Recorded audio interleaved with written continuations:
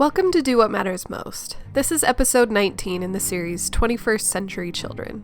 See why researchers are revisiting the discovery that a positive moral code is an essential tool for parents to help their children be confident. In this episode, learn what you can do as part of your family life to make moral values a significant part of children's lives. In our world, as it is today, it's increasingly difficult for a lot of our children to feel confident socially and to have a strong sense of their own adequacy or self-esteem. Some researchers or lay people think that the problem is the same old thing, as teens are always moody and vulnerable to stress and anxiety. Or, in the modern world, more of their problems are being reported, or that the pandemic has caused this. Research does not support any of these proposals. Instead, according to the Atlantic Monthly magazine, there are 4 things we should consider. One is the idea that social media occupies about 5 hours per day, which results in using platforms that actually are set up to create anger between groups of people. For another, the amount of online engagement reducing the amount of sociality teens of today experience.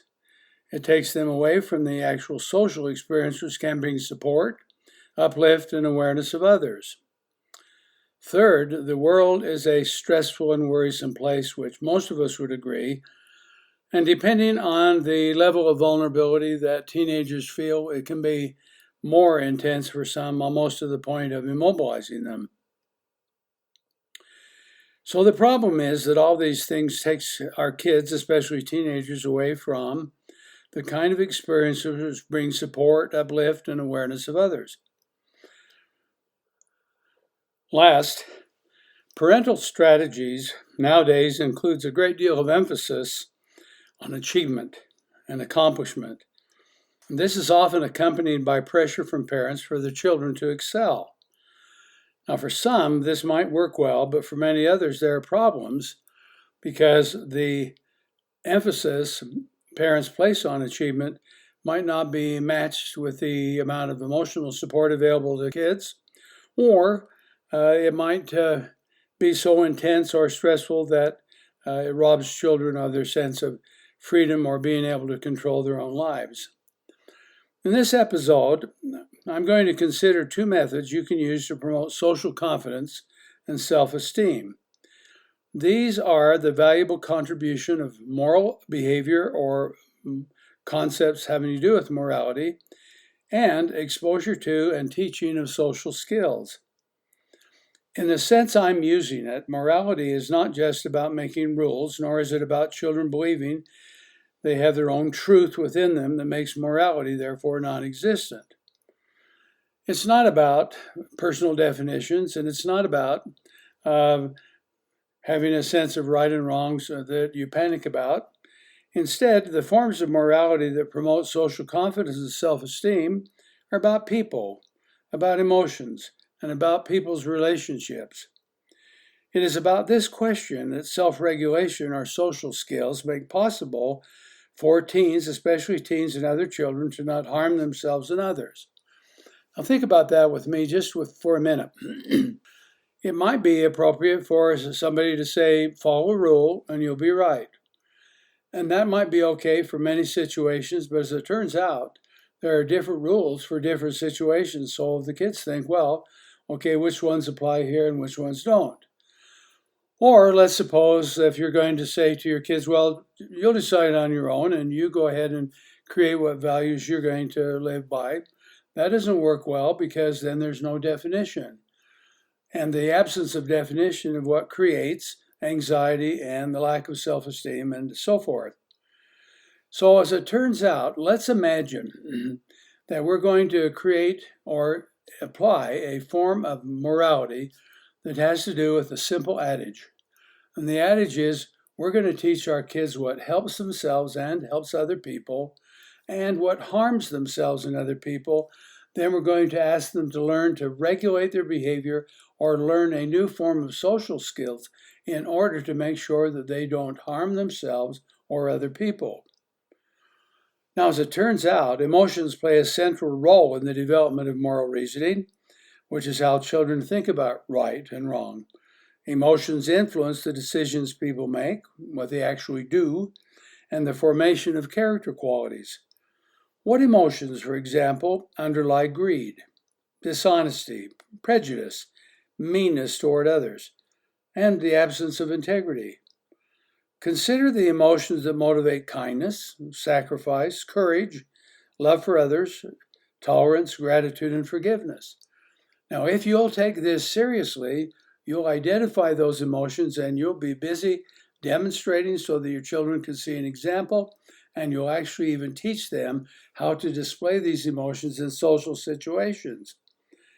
Emotionally resilient and self-reliant individuals usually also have a set of positive character qualities that enables them to, number one, do the right thing even though others may apply pressure to not do it, and two, avoid doing the wrong thing when there is pressure from others to do so.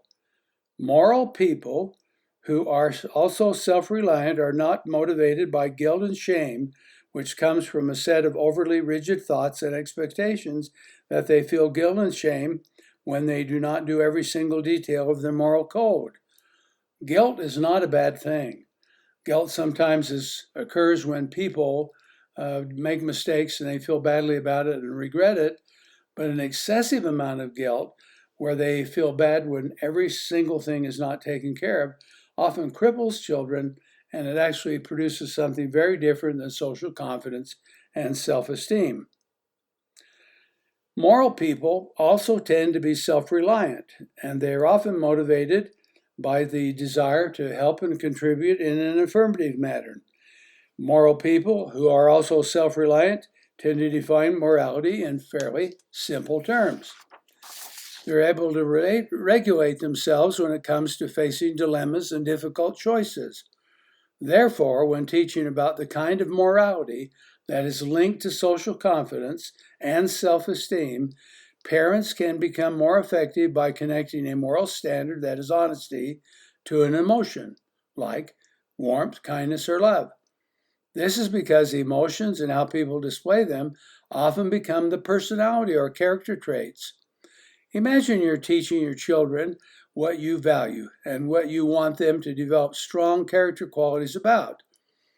Examples include listening to their conscience, being honest, displaying integrity, that is, following through, feeling responsible for what they've agreed to do, being dependable, and demonstrating moral courage. Now, suppose you do this at the same time you're promoting self-reliance by teaching them emotional qualities like kindness, love, empathy, compassion, and so on. Then, as part of your family life, help them find words to describe and understand these feelings. You will see this will help them believe in and understand their conscience. If you help them feel more positive than negative emotions, you will also be helping them learn to be courageous in the face of tough moral decisions. If you teach them to regulate how they display their emotions and provide limits or boundaries and guidelines for them, you will be teaching them self-control in the face of temptation. And if you teach them love and empathy, for example, you'll be teaching them to think about how their actions produce consequences for others.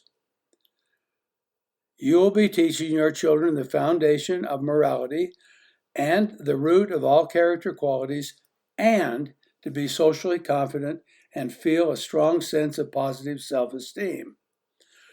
Moral dilemmas. Let's talk about that for a minute. A moral dilemma is where there's a tough choice and there's no neutral ground. If you choose one option, you can't choose the other. And if you choose the other option, you can't choose the first. So most families have their ideas about good and bad and right and wrong. And while this is usually a good thing, it is also usually not enough just to know about good and bad. That's why I'm proposing that you take a look at what helps and what harms people in terms of helping them feel happy, helping them be successful, helping them avoid damaging things or things that hurt themselves or other people. So what we're trying to do is to create a form of morality which works and is very real and practical in the modern life. And the question many parents face is how to make this happen in the lives of your children. Well, you can teach your children how they will act in certain situations that require them to make a choice. You can teach your children they will be in situations that often have difficult choices. You can teach them the steps of a good decision-making method, like identify the options, think it through, which things will be consequence in a positive way or negative consequence. For example, you could teach your kids, if your teacher asks you whether you've turned in your homework on time and you have not, what would you tell her or him? Or if you were walking down the street and a house was on fire and there was someone in the house, what would you do? Teach children that what is right, moral, will help people, and what is wrong, immoral, hurts people, including themselves. I've already gone over the question of why it's not enough to teach a set of rules and obedience to them. We want to make sure that there's a practical way of children being successful with others and learning how to promote the success of themselves and other people. Now, you cannot wait for situations to occur so that you can say, finally, I've got a situation where I can use to teach my children. So you can't do that. So you've got to create your own teaching moments. So here is what you can do. So you can make sure that your children develop a teaching plan and participate with you, that you know the concepts of loyalty, cooperation, self-control, integrity, courage, empathy, compassion for others, responsibility, and dependability. Have you taught that vocabulary to your children, and are you using it to help them learn the forms of behavior that satisfy their definitions? Now, all of those forms of behavior help people. Lying, cheating, exploiting, bullying, abusing, irresponsibility, threatening, and hitting, for example, that harms people. Now, you can use punishment if you wish to correct wrongdoing, but some form of punishment, if that's all you do, isn't going to teach the positive concepts that you want them to know. So when your children make a mistake, and we want them to correct it and learn social confidence and self-esteem, here's what you could do. Ask your children to participate in a conversation with you.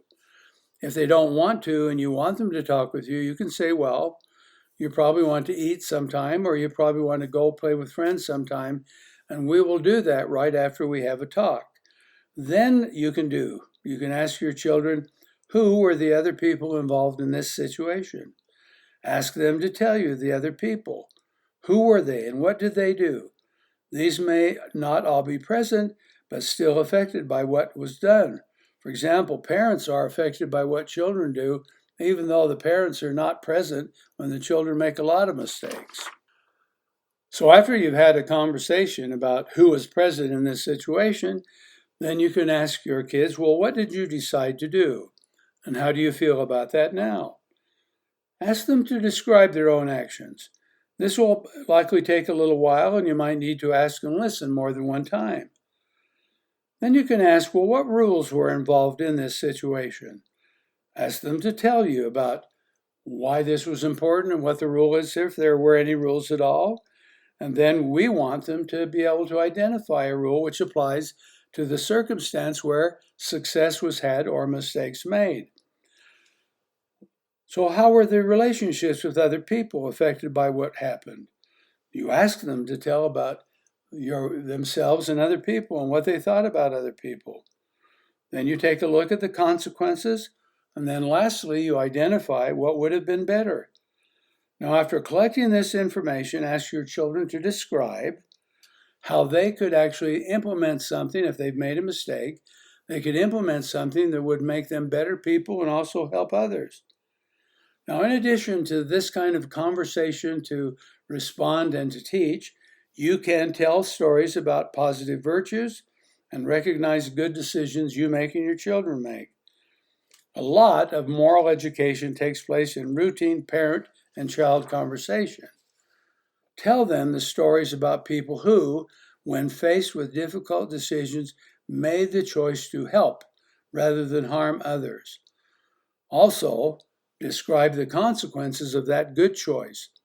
You can tell your children about decisions made by others that were wrong and harmed people, and you can help them understand clearly the difference between what helps and what harms. Now remember, why are we doing this really? Well, it isn't just to have our children develop a strong set of individual moral standards. We want them to be able to link the moral standards to people in their relationships, and we want them to be socially confident. We want them to have strong self-esteem. You recall that in the first episode of this series, I said Stanley Coopersmith, one of the primary researchers having to do with self-esteem, found that one of the sources of that was a set of fairly stable moral values. And we want our children to be confident socially. We want them to have self-esteem. Well, why? Well, your reasons may differ from other people, but my reasons are this. Socially confident kids tend to be less vulnerable to negative emotions. They tend to have better experiences with others, and they tend to hurt other people a lot less often. But in addition to that, they are the ones who generate positive things when that's called for. They're the ones who will say, no, I'm not doing that when that's called for. And they build confidence, they build self-esteem for themselves and for other people, and they set an example, not that they started out wanting to do that, but they set an example for what it really means to be an effective person. Now, I hope you will continue to promote social confidence and self-esteem in your children. It is needed more this day, in my opinion, than any other time I can remember. I'm seeing more and more children who have chemical problems, who have sexual activities problems, who are failing in school and other situations, and it's alarming to me. And this series I propose to create was designed to help more people get involved and help their children be socially confident and with high sense of self-esteem. Thank you for listening to this episode of Do What Matters Most, which is sponsored by FirstAnswers.com, where you can find new tools for families and parents of 21st century kids with a focus on emotional self-reliance. Visit FirstAnswers.com to sign up for a free newsletter. Find Do What Matters Most on Facebook and our website, mattersmostmedia.org, where you can ask Dr. Scoresby your own questions. Remember to subscribe to stay up to date with new episodes. Give us a rating and write a review on the podcast app or Google Podcasts, and let us know what you think about Do What Matters Most.